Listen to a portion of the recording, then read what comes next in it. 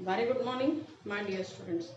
हम देख रहे हैं पाठ चौथा वाला, तुम कब जाओगे अतिथि, जिसके लेखक हैं शरद जोशी जी। इसके पहले हमने पाठ में यहाँ तक देखा पिछले वीडियो में कि कैसे शुरुआत से थोड़ा सा उसको मैं रिवाइज करते चलती हूँ कि कैसे लेखक में बताते हैं कि मेजबान के घर पे 4 दिन से अतिथि रुका हुआ है। वो लेखक ही है, समझ लीजिए, उनके घर पे 4 दिन से अतिथि रुका हुआ है और उनके मन में क्या क्या भाव आ रहे हैं कि चौथा सतत आतिथ्य का चौथा भारी दिन है। तो वो सारे उससे संबंधित प्रश्न भी आपके होते हैं कि लेखक के मन में कौन कौन से भाव आए शुरू से लेकर तीसरे चौथे दिन तक, क्या क्या कैसे क्रम बदला या कैसे मेजबान के मन के भाव विचार बदल रहे हैं। ऐसा भी आपको एक प्रश्न आता है 50 से 60 शब्दों में लिखने के लिए। तो वो हम देखेंगे इसके बाद। पैरा होने के बाद कंप्लीट जो लास्ट अंतिम पैरा है एक स्टैंजा, और उसके ऊपर का एक स्टैंजा मैं वहां से लूंगी आपको रिवाइज करके, और उसके बाद हम थोड़ा सा प्रश्नों पे भी डिस्कस करेंगे, प्रश्नों पे थोड़ी सी चर्चा करेंगे। इसके बाद लाइव सेशन में भी हम इसके बारे में थोड़ा डिस्कस करेंगे। इसके जो प्रश्न है कि 25 से 30 शब्दों में लिखना होगा तो कितना लिखना है, और 50 से 60 शब्दों में लिखना है प्रश्नों के उत्तर तो कितना लिखना है, उस पर क्या क्या बातें, कौन कौन से मुद्दे उसमें आ जाने चाहिए, कौन से विषयों पे चर्चा होनी चाहिए। अगर प्रश्न इसी प्रश्न को 25 से 30 शब्दों में किसी प्रश्न को पूछा है तो कैसा लिखा जाना चाहिए, अगर उसको 50 से 60 शब्दों में लिखा जाना है तो किन चीजों को ऐड करना पड़ेगा उसमें। इस विषय पे हम लाइव सेशन में भी चर्चा करेंगे। तो हम इसका अब अंतिम भाग देख रहे हैं। इसके पहले हमने देखा कि कैसे मेजबान के मन में सब भाव आ रहा है कि अभी तक तुम गए नहीं, चौथा दिन है तुम्हारा, मैं तुमको दिखाकर कैलेंडर की तारीखें बदल रहा हूँ, जो अपनी नम्रता की सीमा में फड़फड़ा रही है। फड़फड़ा रही है नम्रता की सीमा में, मतलब वो अपने आप से तुलना कर रहा है मेजबान उसकी, कि जैसे कैलेंडर की तारीखें नम्रता की सीमा में फड़फड़ा रही हैं, उससे ज्यादा जा नहीं सकती, वैसे ही वो नम्रता दिखा रहा है मेजबान। कुछ बोल नहीं रहा है पर भीतर से वो महसूस कर रहा है कि शायद आज चला जाए मेहमान, आज बोल दे। और मेजबान को लगा भी था कि एक दिन के बाद, पहले दिन बड़ा अच्छे से आतिथ्य सत्कार किया, और एक दिन के बाद भावभीनी विदाई का क्षण आएगा जब मैं तुमको रोकूंगा और तुम नहीं रुकोगे, तुमको जाना आवश्यक रहेगा, तुम भी नहीं जाना चाहते हो लेकिन तुमको जाना आवश्यक है। तो ये सारी चीजें मन में आती हैं मेजबान के कि भाई तुम एस्ट्रोनॉट्स इतनी लंबी दूरी यात्रा करके चांद पे गए, वो भी इतने दिन तक नहीं रुके, तुम्हारा तो चौथा भारी दिन है मेरे घर में सतत आतिथ्य का, और तुमको तुम्हारी पृथ्वी नहीं पुकारती। कहने का अर्थ है कि तुमको तुम्हारे घर, गांव, परिवार की याद नहीं आती, जहां तुम रहते हो जिस घर में उसकी याद नहीं आती, और तुम यहीं पर टिके हुए हो। तो हमने यहाँ तक देखा था कि कैसे पिछले वीडियो में कि कैसे पत्नी कहती है उस दिन कि अभी कितने दिन और रुकेंगे, क्योंकि लॉन्ड्री पे कपड़े धुलने की बात कहकर बहुत मतलब आघात मिला लेखक को, मतलब चोट लगी, एक अचानक धक्का लगा कि अरे अभी लॉन्ड्री पे कपड़े भी देना चाहते हैं। तो बताता भी है मेजबान की वक्त लगेगा उसमें, तब भी वो कहते हैं कि हाँ चलो देने चलते हैं। तो अच्छा, बाद में मेजबान कपड़े धुल के आ जाने के बाद भी टिका हुआ है मेहमान। तो मेजबान कह रहा है, मतलब लेखक कह रहे हैं कि लॉन्ड्री से कपड़े भी धुलकर आ गए, तुम अभी भी यहीं टिके हुए हो। तुमने जो मतलब जो चादर तुम्हारे नीचे बिछाई जाती थी बिस्तर पे, उसको भी उस पर पड़ी सलवटें से वो बदली भी जा चुकी है चादर, पर तुम अभी भी टिके हो। तो उस दिन फिर पत्नी कह देती है कि अब आज तो मैं खिचड़ी बना रही हूँ, हल्की रहेगी। और पति भी कहता है, मतलब मेजबान भी कह रहा है, लेखक भी कह रहे हैं कि हाँ ठीक है चलो, और पता नहीं कितने दिन रुकने वाले हैं। लेकिन अब बार बार मेजबान के मन में भाव आ रहा है, मतलब लेखक के मन में भाव आ रहा है कि अब अगर तुम अपने बिस्तर को गोलाकार रूप प्रदान नहीं करते, गोलाकार रूप मतलब अपना बिस्तरा बोरिया नहीं बांधते, बिस्तरा बोरिया बांधना है नहीं, उस स्थान से हट जाना, वहां से चले जाना। अगर अब तुम अपना बिस्तरा बोरिया नहीं बांधते तो हमको उपवास तक जाना पड़ेगा। अभी तो खिचड़ी पे आए हैं, डिनर से चले थे, खिचड़ी पे आ गए, लेकिन अब भी अगर तुम जाने का नाम नहीं लेते तो उपवास तक जाना पड़ेगा, क्योंकि तुम्हारे मेरे संबंध एक संक्रमण के दौर से गुजर रहे हैं। या आपको एक प्रश्न आता है 50 से 60 शब्दों में, संक्रमण के दौर से गुजरना। तो संक्रमण के दौर से गुजरने का मतलब है सिकुड़ना, रिश्तों का सिकुड़ जाना। अब सिकुड़ जाने में क्या है, मतलब खुले खुले रिश्ते होना, जिसमें बहुत अच्छी सी बातचीत हो, अच्छा हंसी मजाक हो, एक दूसरे की भावनाओं को समझे, सच सच बात कहने का, मतलब एक दूसरे को कहने की बात हो जिसमें कि सही सही बात कहकर दिखा सके। सिकुड़ने में क्या है, संक्रमण में क्या है, नैरो, संक्रमण का मतलब है नैरो। सिकुड़ने में क्या है कि मन में भाव कुछ और है पर बोलकर नहीं दिखा पा रहे, यही हो रहा है। मेजबान कहता है कि अभी तुम्हारे अस्तित्व से, तुमसे बोरियत होने लगी है, जो एक मुस्कान तुमको देखकर आती थी वो अब मेरे चेहरे पे आ नहीं रही है, बातचीत की गेंद इधर उधर उछल नहीं रही है, मैं अपना काम कर रहा हूँ, तुम भी फिल्मी पत्रिका के पन्ने पलट रहे हो, हम बातचीत भी नहीं कर रहे हैं, बातचीत के सारे विषय भी समाप्त हो गए, लेकिन तुम अब भी यहीं टिके हो। मतलब ये है संक्रमण के दौर से गुजरना। तुम्हारे जाने का एक चरम क्षण है, तुम जाओ ना अतिथि। बोलकर नहीं दिखा सकता, क्योंकि भारतीय संस्कृति में यही बात है कि मनुष्य दूसरों के लिए तकलीफ सहता है लेकिन बोलना नहीं चाहता है। और खासकर अतिथि के मामले में, हम जिस संस्कृति से संबंध रखते हैं वहाँ अतिथि को देवता माना जाता है कि अतिथि कोई आ जाए तो वो देवता के समान है, तो उसके लिए थोड़ी तकलीफ उठाना साहजिक है। मतलब सहज ही है कि हम बिल्कुल उसके लिए तकलीफ उठाएं। हमारे यहाँ अगर कोई आ जाए तो उसके लिए तकलीफ उठानी पड़ेगी, कौन किसी के यहाँ रोज रोज जाता है, मेहमान ही तो है, आया हुआ है, 2-4 दिन में चला जाएगा, ऐसा ये वाला भाव रहता है। लेकिन आजकल क्या हुआ है, ये जो दिखा रहे हैं तीसरा चौथा दिन में, क्योंकि बड़े शहरों का जीवन इतना आपाधापी का जीवन है और चीजों की ऐसी कमतरता है, मतलब रहने जगह की कमतरता है सबसे पहले तो, देन उसके बाद पैसा जो आर्थिक रूप से कमा रहे हैं वो बहुत सफिशिएंट नहीं है, वो बहुत मतलब बहुत सारा ढेर सारा पैसा नहीं है उनके पास, वो साधारण मध्यम वर्गीय परिवार है, तो वो बहुत सारे खर्चों में कटौती करके खुद वहां जीवन गुजर बसर करते रहते हैं। ये सारे भी प्रश्न आपको आज पूछे जाते हैं उसमें कि अतिथि का आज का जो मतलब आज के दौर में जो अतिथि किसी के आता है तो क्यों भारी हो जाता है, और क्यों लेखक ने ऐसे शब्दों का प्रयोग किया है। तो ये इसके पीछे के बहुत सारे कारण हैं, आर्थिक, सामाजिक, रहन सहन, जीवन मान ऐसा हो गया है, आपाधापी का जीवन हो गया है, लोग अपने जीवन में वक्त नहीं निकाल पा रहे हैं चीजों के लिए, अपनों के लिए भी वक्त नहीं निकाल पा रहे हैं, तो फिर अतिथि तो बहुत दूर हो जाता है, मतलब दूर का कोई रिश्तेदार हो, संबंधी हो, तो बहुत सारी चीजें उसमें आती हैं कि हम इस पर डिस्कस करेंगे प्रश्नों का उत्तर लिखते समय भी। ये वाले स्टेंजा से ले रही हूँ जो पिछले इसमें लिया था, छोटा सा स्टेंजा, उसके बाद हम लास्ट स्टेंजा पे आएंगे। तुम्हें यहाँ अच्छा लग रहा है ना, मैं जानता हूँ दूसरों के यहाँ अच्छा लगता है। ये भी देखो शरद जोशी जी के व्यंग कितना अच्छा है, पंक्तियां कितनी सही है, वाक्य। तुम्हें यहाँ अच्छा लग रहा है ना, वो लेखक से पूछ रहे हैं कि तुम अतिथि से पूछ रहे हैं लेखक कि तुम्हें यहाँ अच्छा लग रहा है ना, दूसरों के यहाँ अच्छा ही लगता है, दूसरों के यहाँ जाकर रहने में अच्छा ही लगता है, वहाँ कुछ काम धंधा नहीं होता है, दूसरों के यहाँ आतिथ्य सत्कार करवा रहे हैं तो अच्छा ही लग रहा है, तो तुम्हें अच्छा लग रहा है और अच्छी मालूम है कि दूसरों के यहाँ अच्छा ही लगता है। अगर बस चलता तो सभी लोग दूसरों के यहाँ रहते, अगर लोगों का बस चलता तो दूसरों के यहाँ जाके बस जाते, रह जाते, पर ऐसा नहीं हो सकता क्योंकि अपने घर में रहने पड़ेगा लोगों को, दूसरों के यहाँ कब तक रहेंगे, दूसरों के यहाँ ऐसा, अगर लोगों का बस चलता तो बहुत सारे लोग ऐसे हैं जो आतिथ्य सत्कार करवाने में उनको बड़ा मजा आता है और दूसरों के यहाँ जाके रहने में बड़ा मजा आता है, पर ऐसा नहीं हो सकता। अपने घर की महत्ता के गीत इसी कारण गाए गए, जो बहुत सारे कवियों ने, लेखकों ने अपने घर की महत्ता के, मतलब अपने घर का कितना महत्व है जीवन में, महत्ता के गीत इसीलिए गाए हैं।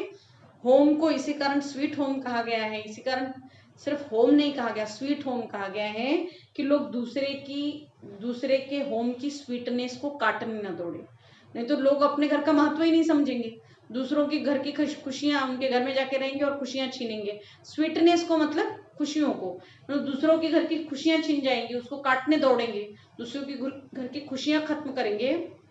इसलिए इतना महत्व बताया गया है अपने घर का महत्व, कि अपना घर कितना महत्वपूर्ण होता है। बहुत सारी कहानियां अपने घर के महत्व पे लिखी गई है, इसीलिए अपनी घर की महत्ता के गीत गाए हैं कि लोग दूसरों के घर जाकर ना रहें। तुम्हें यहाँ अच्छा लग रहा है, तुम्हें यहाँ अच्छा लग रहा है अतिथि, पर सोचो प्रिय, प्रिय ने तुम मेरे प्रिय हो, अतिथि हो, कि शराफत भी कोई चीज होती है। मैं शरीफ हूँ, शराफत दिखा रहा हूँ, मैं कुछ बोल नहीं रहा हूँ, तो वो भी एक चीज होती है। और गेट आउट भी एक वाक्य है जो बोला जा सकता है, लेकिन गेट आउट भी एक शब्द है जिसको बोला जा सकता है, जो मैं नहीं बोलकर दिखा रहा हूँ, ये मेरी शराफत है, लेकिन इसका फायदा नहीं उठाना चाहिए। शराफत भी एक चीज होती है, कब तक सहन करूंगा मैं, मतलब वो अंतिम स्टैंजा में यही सब बातें कहते हैं कि भाई मैं मनुष्य हूँ और मनुष्य अपनी वाली पे उतरे, उसके पहले तुम चले जाओ, मतलब उतरा नहीं है पर मन में ये सारे भाव आ रहे हैं उसके, और यही है संक्रमण के दौर से गुजरना, कि मन में भाव ऐसे आ रहे हैं कि वो बार बार अतिथि से जाने के लिए कह रहा है कि मैं कुछ नहीं कह रहा हूं, लेकिन तुमको खुद समझना चाहिए और यहाँ से चले जाना चाहिए। अपने खर्राटों से एक और रात गुंजायमान करने के बाद कल जो किरण तुम्हारे बिस्तर पे आएगी वह तुम्हारे यहाँ आगमन के बाद 5वें सूर्य की परिचित किरण होगी। अब 4 दिनों से रुका हुआ है अतिथि, और कल जो मतलब एक खर्राटों की एक खर्राटों से एक और रात, अपने खर्राटों से एक और रात गुंजायमान करने के बाद रात भर जो तुम्हारे खर्राटे गूंजे हैं, गुंजायमान है ना, रात भर जो तुम्हारे खर्राटे गूंजे हैं, इसके बाद जो कल जो किरण, सूर्य की किरण आएगी, वो तुम्हारी परिचित होगी। परिचित मतलब पिछले 4 दिनों से मेरे यहाँ सूर्य की किरण देख रहे हो तुम सुबह उठ के, तो जो परिचित 5वें दिन की सूर्य की किरणें होंगी, यहाँ आगमन के बाद 5वें सूर्य की परिचित किरणें होंगी। 5वां दिन है तुम्हारा कल, अगर तुम्हें याद हो तो, और आशा है वह तुम्हें चूमेंगी और तुम घर लौटने का सम्मान पूर्ण निर्णय ले लोगे।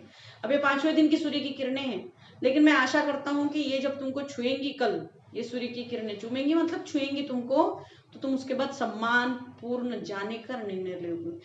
सम्मान पूर्ण इसलिए कि अभी तक अपमान नहीं किया है मेजबान ने, लेखक ने अभी तक कुछ कहा नहीं है जाने के बारे में। चाहते तो हैं कि चला जाए अतिथि, लेकिन ऐसे कह नहीं सकते, ये उसका अपमान हो जाएगा अतिथि का। अतिथि देवो भव, इस संस्कृति से हम लोग संबंध रखते हैं, जिसमें अतिथि के लिए तकलीफ उठाना हम सहज मानते हैं, उसके लिए उठाना ही चाहिए तकलीफ, इसी में जीवन है। क्योंकि हम लोग बहुत सोशल जीवन जीते हैं, सामाजिक जीवन जीते हैं, जिसमें हम दूसरों की फिक्र करते हैं, और अच्छी बात है, यही मनुष्य होने की पहचान भी है। हम तो वैसे ऐसे संस्कृति से संबंध रखते हैं जिसमें पूरी वसुधा को ही हम कुटुंब मानते हैं, तो बाकी सब लोगों को अपना मानना तो मानते ही हैं हम लोग। तो लेकिन परेशानियां बहुत सारी दूसरी सारी हैं लेखक की। मध्यम वर्गीय परिवार से है, रहने का, खाने पीने का, सारी चीजों का, इसीलिए एक शब्द शुरुआत में उपयोग किया है कि मेरा बटुआ अंदर ही अंदर कांप गया, तुमने मेरी आर्थिक सीमाओं की बैंजनी चट्टान देख ली। कहने का अर्थ ये है कि साधारण मध्यम वर्गीय परिवार है, इनकम कमाई के साधन जो है वो बड़े सीमित होते हैं, उसी में गुजर बसर करना होता है, और उसमें अगर आकर ऐसे कोई अतिथि रुक जाता है तो बहुत सारी परेशानियां खड़ी हो जाती हैं। इसलिए यहाँ लेखक कहते हैं कि ये जो सम्मान पूर्ण निर्णय है कल तुम ले लोगे, या अभी तक तुम्हारा सम्मान बना है, मैं कुछ बोल नहीं रहा हूँ, तुम सम्मान पूर्ण अगर जाना चाहते हो कि मैं कुछ बोलूँ ना और दिल ना दुखाऊं और कह ना दूं कि तुम जा रहे हो क्या, पूछ भी ना लूं ऐसा, तो तुम खुद ये निर्णय कल जब तुमको 5वीं सूर्य की किरण, परिचित किरणें छुएंगी, तो तुम ये निर्णय ले लोगे। मेरी सहनशीलता की वह अंतिम सुबह होगी, और मेरी भी सहनशीलता की अंतिम सुबह है, शायद इसके बाद मैं नहीं अपने आप को रोक पाऊंगा बोलने से, उसके बाद मैं स्टैंड नहीं कर सकूंगा और लड़खड़ा जाऊंगा। स्टैंड नहीं कर सकूंगा मतलब है मैं बोलकर दिखा दूंगा, फिर मैं पूछ लूंगा तुमको जाने के बारे में। नहीं, बहुत तीखे शब्दों में बोल सकता है लेखक, तो ये तो कह ही देगा कि आप जा रहे हैं क्या, आज जाना है क्या, टिकट बनवानी है क्या, ऐसे जो भी शब्द हैं। मेरे अतिथि, मैं जानता हूँ कि अतिथि देवता होता है। यहाँ तक कहता है लेखक कि मैं जानता हूँ तुम मेरे अतिथि हो, मतलब तुम देवता हो, अतिथि देवता होता है, पर आखिर मैं भी मनुष्य हूँ, पर मैं तो मनुष्य हूँ। तो कहने का अर्थ यहाँ है मनुष्य दोनों भी हैं, लेकिन हम अतिथि को देवता इसलिए मानते हैं कि हमारे घर आया है, देवता के रूप में आया है कोई भी मनुष्य। तो यहाँ तुम देवता के रूप में आए हो, लेकिन मैं तो मनुष्य हूँ ना, मैं मेरे ही घर में और मैं मनुष्य हूँ, तो मैं तुम्हारी तरह कोई देवता नहीं, मैं तुम्हारी तरह देवता नहीं हूँ। एक देवता और एक मनुष्य अधिक देर साथ नहीं रह सकते। अब तुम एक देवता हो और मैं एक मनुष्य हूँ, तो हम लोग अधिक देर तक साथ नहीं रह सकते। देवता दर्शन देकर लौट जाता है। देवता का कार्य क्या है, उसकी महत्ता तभी तक बनी रहेगी, वो दर्शन देकर लौट जाए। अगर वो मनुष्य के साथ रहने लगेगा तो उसका देवत्व कम हो जाएगा, देवता का महत्व नहीं रह जाएगा। तुम लौट जाओ अतिथि, इसी में तुम्हारा देवत्व सुरक्षित रहेगा। मतलब अगर तुमका देवत्व इसी में है कि वो दर्शन दे और लौट जाए, अगर तुम ज्यादा देर तक रुके रहोगे तो तुम्हारा महत्व कम हो जाएगा और वो देवत्व भी तुम्हारा सुरक्षित नहीं रह पाएगा। मतलब मैं भी तुम्हें मनुष्य समझने लगूंगा, सीधा बोल कर दिखा सकता हूँ कि तुम जाओ, मुझे परेशानी हो रही है, तुम जानते हो मेरी क्या परेशानी है, किस तरह से मैं झेल रहा हूँ सब चीजों को। तो तुम्हारा देवत्व इसी में सुरक्षित है कि तुम लौट जाओ बिना अपने देवत्व को गंवाए हुए। मनुष्य मत बनो, मैं भी मनुष्य हूँ और मैं मनुष्य बनकर तुमको मनुष्य समझकर बोल दूं, मैं तुम्हारा सम्मान करता रहूं, तुम देवता ही बने रहो, तुम्हारा मैं सम्मान करता रहूं। देवत्व सुरक्षित रहेगा मतलब मैं तुम देवता ही बने रहो, मैं तुम्हारा सम्मान करता रहूं। या मनुष्य अपनी वाली पर उतरे उसके पूर्व तुम लौट जाओ, या मनुष्य खुद पर उतर जाए अपनी वाली पर। मनुष्य अपनी औकात हैसियत, मतलब मनुष्य जो बोलकर दिखा सकता है कि भाई तुम मुझे परेशानी हो रही है, साफ साफ शब्दों में, स्पष्ट शब्दों में बोलकर दिखा दे, वो मनुष्य अपनी इस पे उतरे, अपनी वाली पे उतरे, मतलब यही शब्द अर्थ है उसका कि वो खुद बोलकर दिखा दे कि उसको क्या परेशानी हो रही है। उसके पूर्व तुम लौट जाओ, तब तक मत रुको। मतलब मनुष्य अपनी वाली पे उतरे मतलब मनुष्य ये बोलकर दिखा दे कि मैं परेशानी में हूँ, तुम समझ रहे हो, तुम मत रुको, अब मैं बहुत परेशान हो रहा हूँ, मैं आर्थिक मेरी सीमा यहीं तक है, ये जो भी, उसके पूर्व तुम लौट जाओ। लेकिन कहकर नहीं बताता है ये मेजबान या लेखक, कहकर नहीं बता सकते हैं अतिथि को, ये सिर्फ सब कुछ सोच में है, शब्दों में है। अतिथि को ऐसा कह नहीं सकते, क्योंकि अंतिम जो लाइन है वो ये साबित करती है। प्रश्नार्थक चिन्ह है उसमें पूछा हुआ कि तुम कब जाओगे अतिथि, और उफ शब्द है। उफ का मतलब परेशान है, दुखी है, चिंतित है लेखक अतिथि के नहीं जाने से, लेकिन कहकर नहीं दिखा रहा है, केवल पूछ रहा है कि उफ तुम कब जाओगे अतिथि, अब तुम चले जाओ ना अतिथि। मन से कह रहा है, लेकिन कह नहीं सकता, अभी भी प्रश्नार्थक चिन्ह है उसके मन में कि तुम कब जाओगे अतिथि। और उफ का मतलब है बहुत दुखी होकर कह रहा है कि तुम चले जाओ अतिथि। अतिथि कितने दिनों से लेखक के घर रह रहा है, कैलेंडर की तारीखें किस तरह फड़फड़ा रही हैं, ये तो एक दो पंक्तियों में लिखने वाले उत्तर हैं। लेखक अतिथि को कैसी विदाई देना चाहता था, 25 से 30 शब्दों में लिखने वाला उत्तर है। लेखक अतिथि को कैसी विदाई देना चाहता था? लेखक अतिथि को भावभीनी विदाई देना चाहता था, जिसमें लेखक अतिथि को रोकता और कहता रुकने के लिए, और अतिथि भी जाना नहीं चाहता, लेकिन फिर भी उसको आवश्यक है जाना, तो वो जाने पर जिद पड़ जाता कि नहीं मुझे जाना पड़ेगा। इस तरह से भावभीनी विदाई एक रेलगाड़ी से अतिथि लेखक के मतलब लेखक उसको ऐसी भावभीनी विदाई देते और विदा करने जाते रेलगाड़ी स्टेशन पर, मतलब रेलगाड़ी से जाता अतिथि और उसको स्टेशन पर विदा करने जाते लेखक, ऐसी भावभीनी विदाई देना चाहता है। और पाठ में आए निम्नलिखित कथनों की व्याख्या कीजिए। अंदर ही अंदर कहीं मेरा बटुआ कांप गया। बटुआ कांप गया का मतलब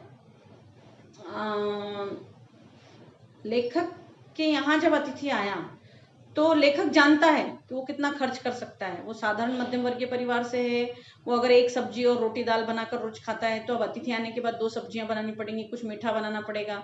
हम अतिथि को अतिरिक्त व्यंजन बहुत खुशी से अपने यहाँ स्वागत सत्कार मतलब स्वागत करके उसको खाना खिलाते हैं, तो कुछ अच्छा बनाकर खिलाते हैं कि हमारे यहाँ अतिथि आया हुआ है, हमने उसके लिए ये अलग से स्पेशल बनाया। तो ये सारी चीजें सोचकर एक दिन के लिए भी लेखक का बटुआ, मतलब मेजबान का बटुआ कांप जाता है। बटुआ कांप जाता है मतलब खर्च कितना होगा।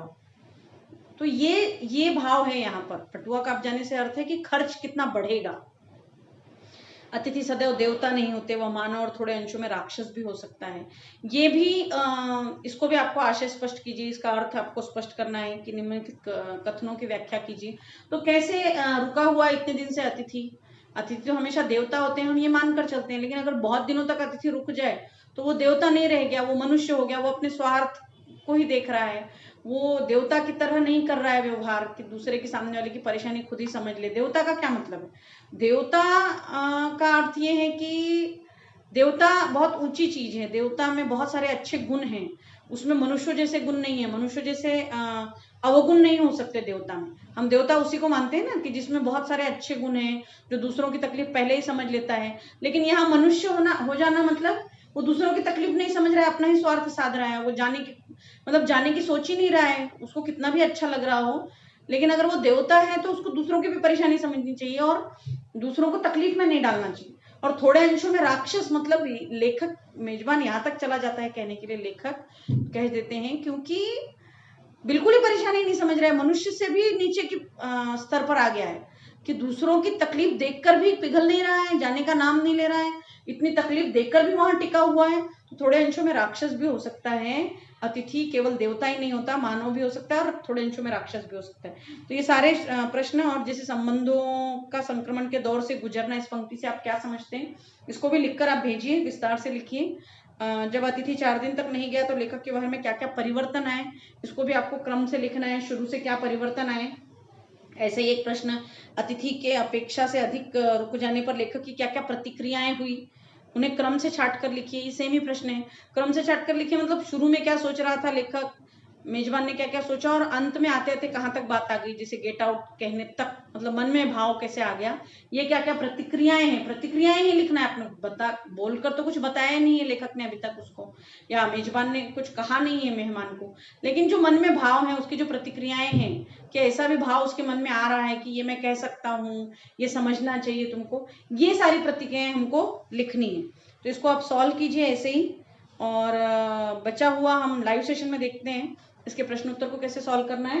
आपको ये जो इतने लेसन हुए हैं अभी तक, पहला, दूसरा और ये चौथा, इसके साथ 2 लेसन जो ग्रामर के हैं, अनुस्वार, अनुनासिक, नुक्ता और उपसर्ग और प्रत्यय।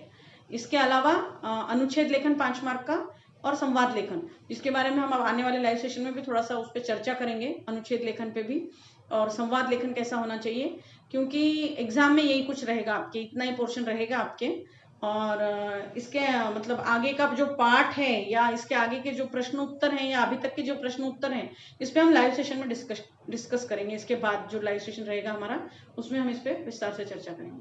थैंक यू बच्चों।